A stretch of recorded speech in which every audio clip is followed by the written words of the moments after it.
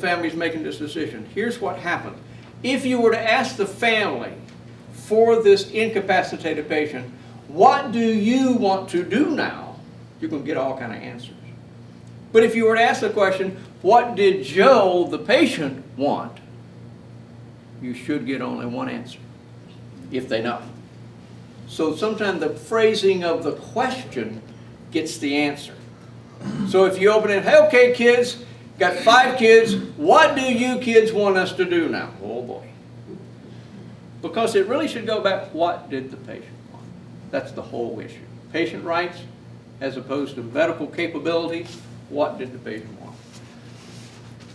I heard a story about a husband and wife. The husband was on the sofa watching TV all night, drinking beer, and said to me, honey, if I'm ever existing only on a machine, only alive by a bottle of fluids, and pull the plug. So the wife got up, unplugged the TV, and poured his beer down the sink. That's advanced directives. Honey, do this for me. Witnesses. Who are the witnesses? Who is going to sign? The witnesses are verifying the signature, and actually, your law was quite different than any other state I've ever heard. It said, in yours, the witness does not even have to be there.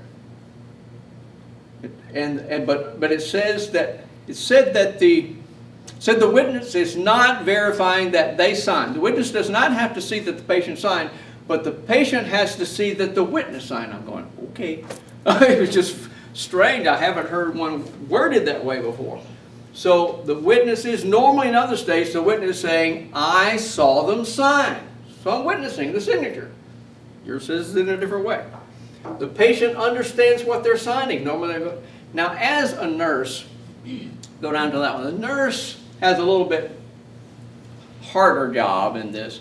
If a nurse is sitting by the bed and helping the witness process, they can't be the witness because they're a hospital employee. But if they were standing there and they knew the patient were anoxic or just came out of surgery or under some kind of anesthesia, some kind of medication that they would not have full capacity, they should say, whoa. But normally if you're in an attorney's office, you're not talking about that issue. Normally if you're just at some kind of a health fair and you've got people come in doing their living wills, you aren't talking about that. But a nurse has a little bit different capacity. You as a chaplain may not know if the patient's anoxic or on medication or just came out of surgery. But it may be some questions to ask. Is this patient alert enough at this time? Is this a good time? They go, no. No. Okay, we'll wait a few hours tomorrow or something like that to get that done.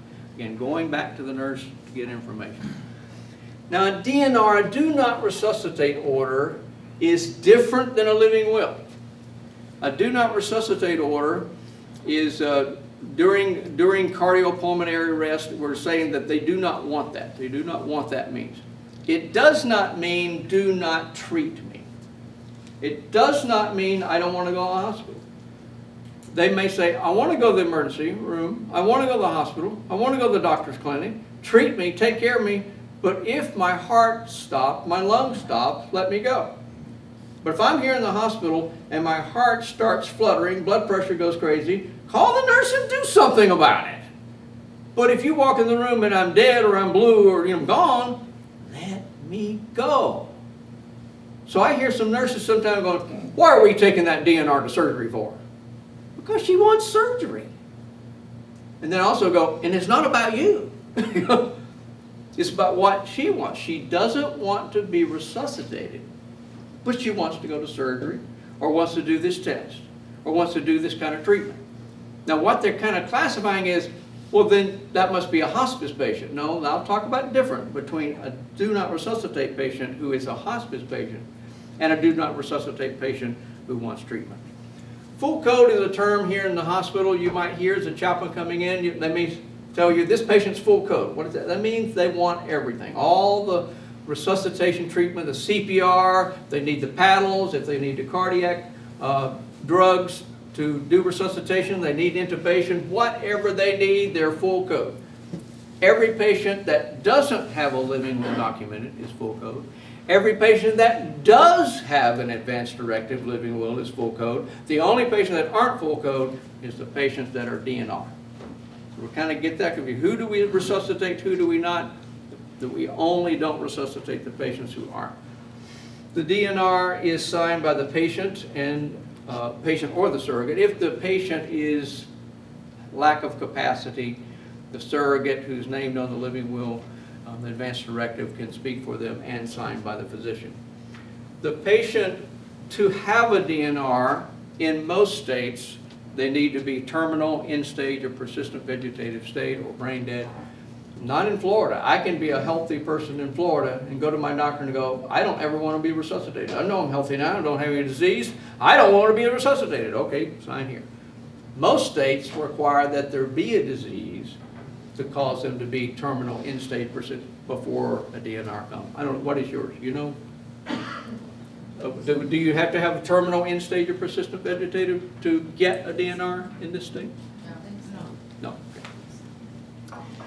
A DNR is not automatic on poor prognosis. Let's say in my living will, it states very clearly, if Larry is terminal, end-stage, persistent vegetative state, or brain dead, then take him off life support.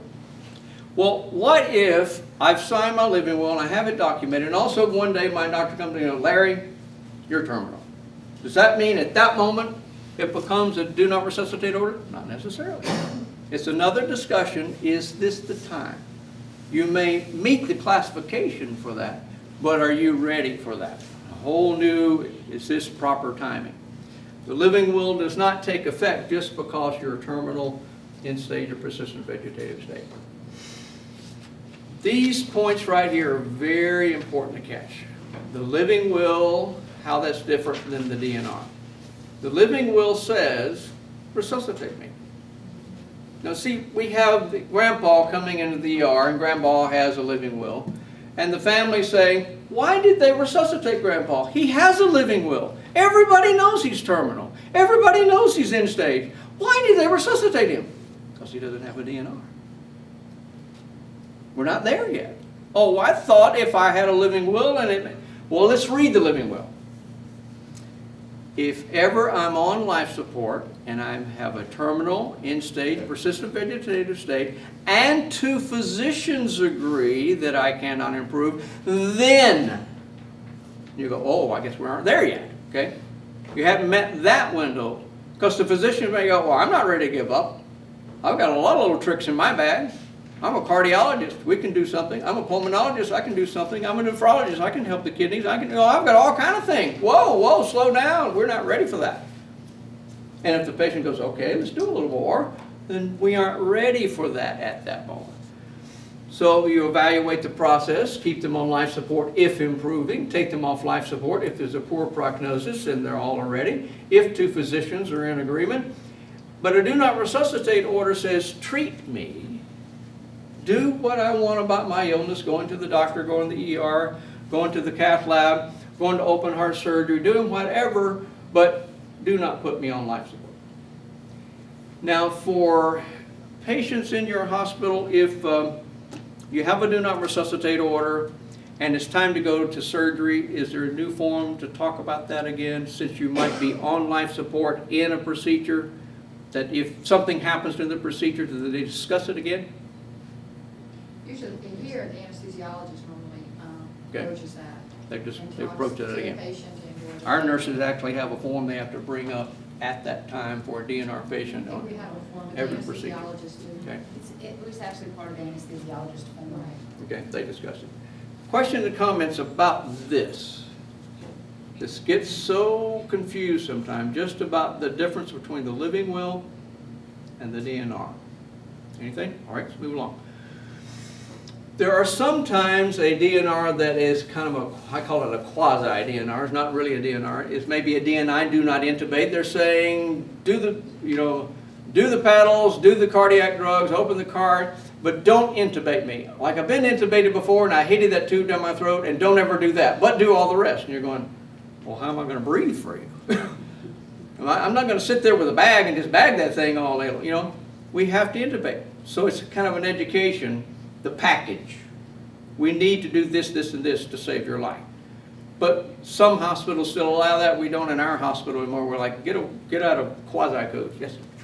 We have some of those, and it is even more complicated than what you just said, because they want on the drugs and don't do anything. You go, okay,